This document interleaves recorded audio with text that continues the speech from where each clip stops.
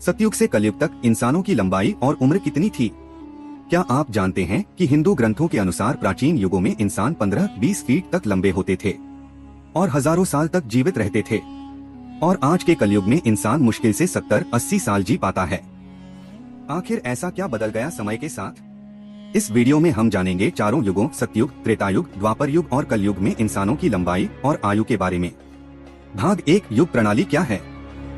हिंदू धर्म के अनुसार समय को 4 युगों में बांटा गया है। 1 सतयुग, 2 त्रेतायुग, 3 द्वापर युग, 4 कलयुग। हर अगले युग में धर्म, शक्ति और इंसानों की आयु धीरे धीरे कम होती गई, यानी समय के साथ इंसान शारीरिक और आध्यात्मिक रूप से कमजोर होते गए।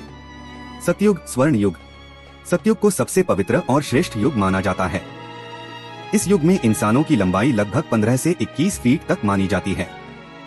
लोग लगभग 1 लाख वर्ष तक जीवित रहते थे। क्यों? क्योंकि इस समय पाप लगभग नहीं था, वातावरण शुद्ध था और मनुष्य अत्यंत आध्यात्मिक और शक्तिशाली थे।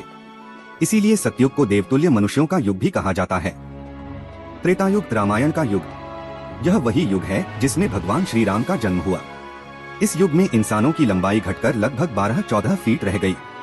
मनुष्य लगभग 10,000 वर्ष तक जीवित रहते थे।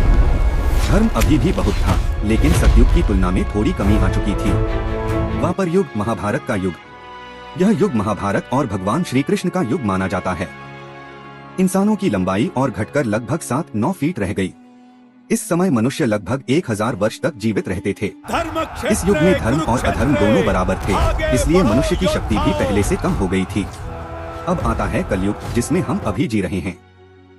आज इंसान की औसत लंबाई लगभग 5 से 6 फीट है।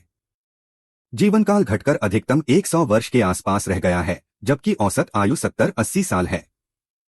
कहा जाता है कि कलयुग में धर्म कम है, तनाव ज्यादा है, बीमारियां अधिक हैं, जीवन शैली असंतुलित है।